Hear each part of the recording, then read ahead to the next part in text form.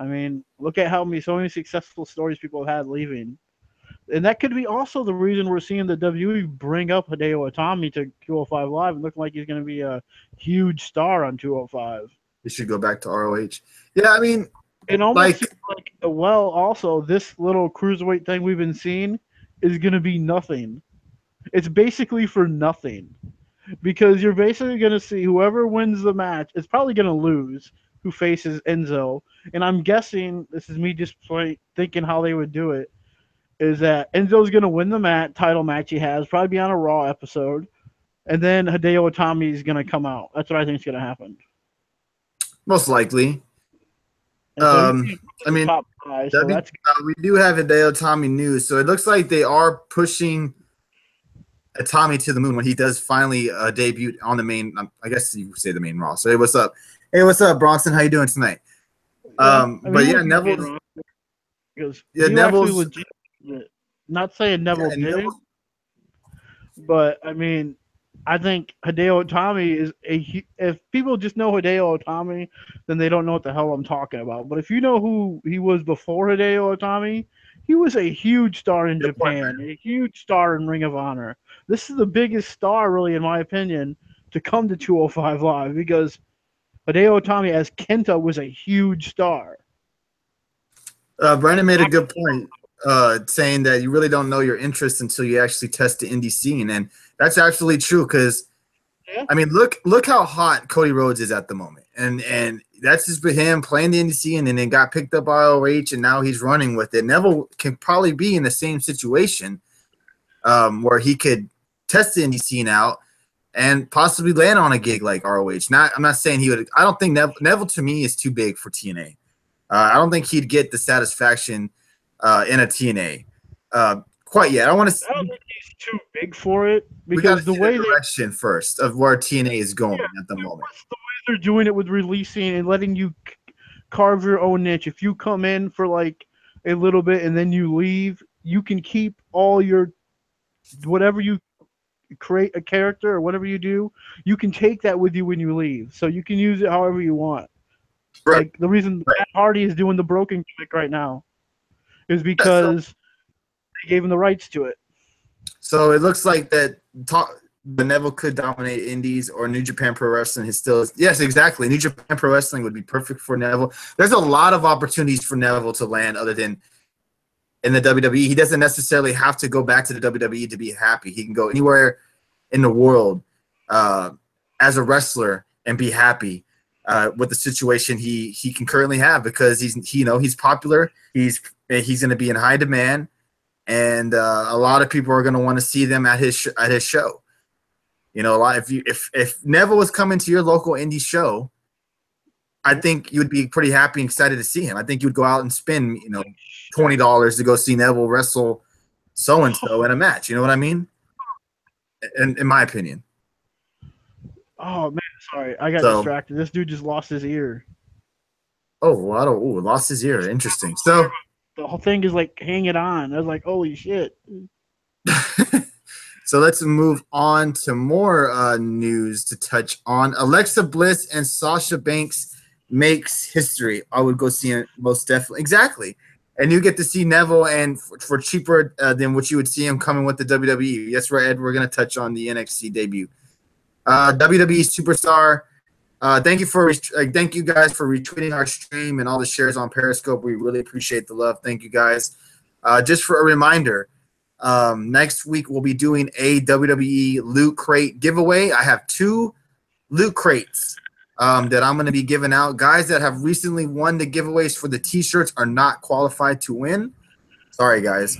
But if you guys are in the show next weekend, you are qualified to win 2 Loot Crates. Also, the Christmas giveaway show. We're going to be doing a live show the day before Christmas. The night before Christmas Eve. I'm going to be giving away 2 WWE gift cards. One will be for $25. Excuse me. That will be for the regular heart giveawayers, so the dedicated guys that come into our show. And if you do drop a super heart,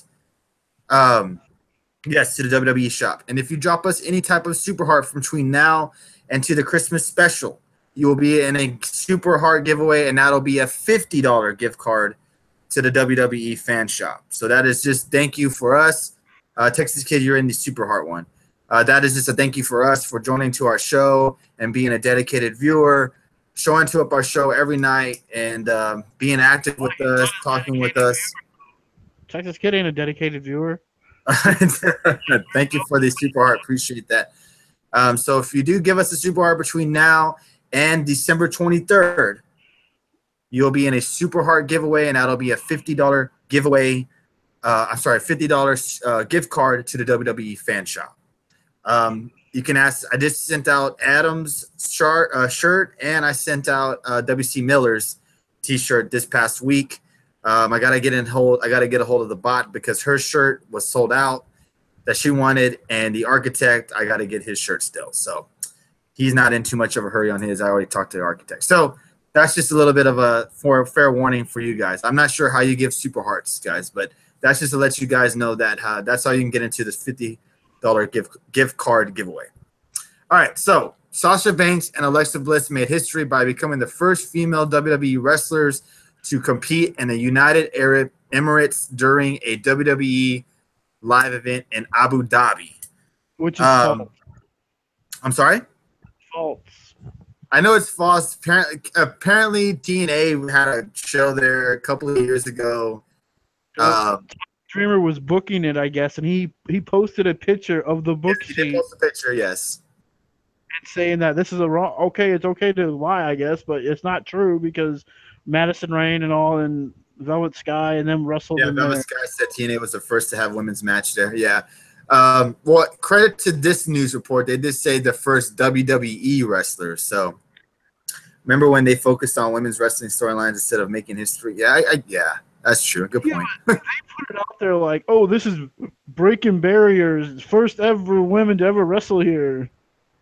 Yeah, and they had a big old interview with the Sasha Banks, and she was pretty emotional, touching on how, this was a huge moment for her, and that, it brings faith to the crowd there that, women's wrestling could, possibly mean more to them there. And, of course, they were covered up from head to toe. They weren't allowed to show any, body skin, which was different to see Sasha Banks in a full outfit. But, hey, it's pretty cool that, they got to wrestle in front of a crowd like that, and the crowd was very appreciative of it.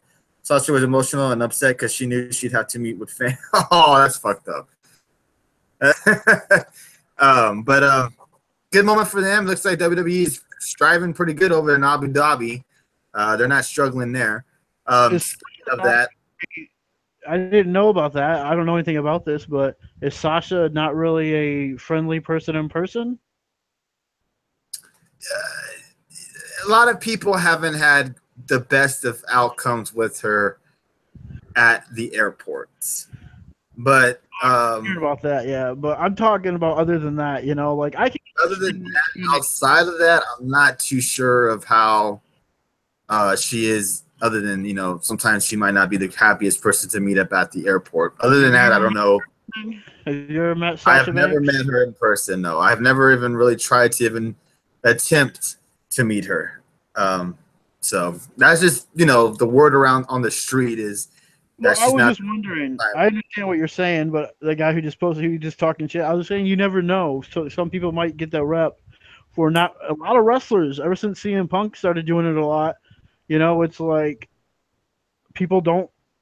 Some wrestlers aren't friendly, and I remember that whole situation you're talking about because I remember when Bully Ray said it to her, tweeted back at her about, yeah, it's gonna be grateful now because one day, what if they don't remember why they're not wanting your autograph no more? So, yeah, be worried then. So that's a big interest.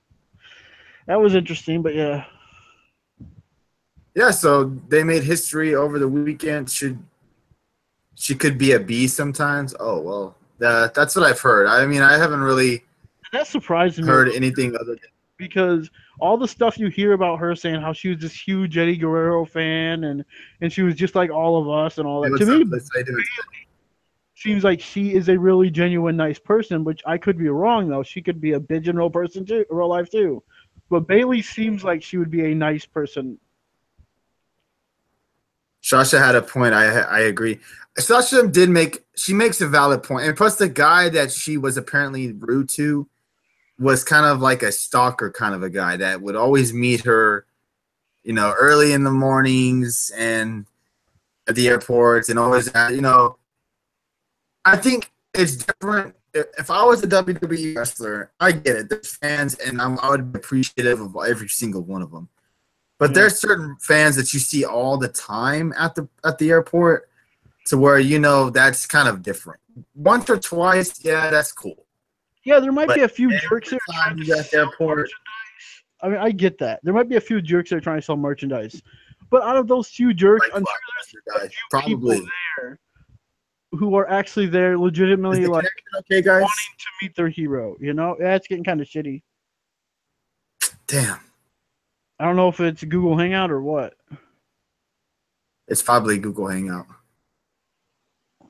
So I'm gonna end Google Hangouts. If it clears up.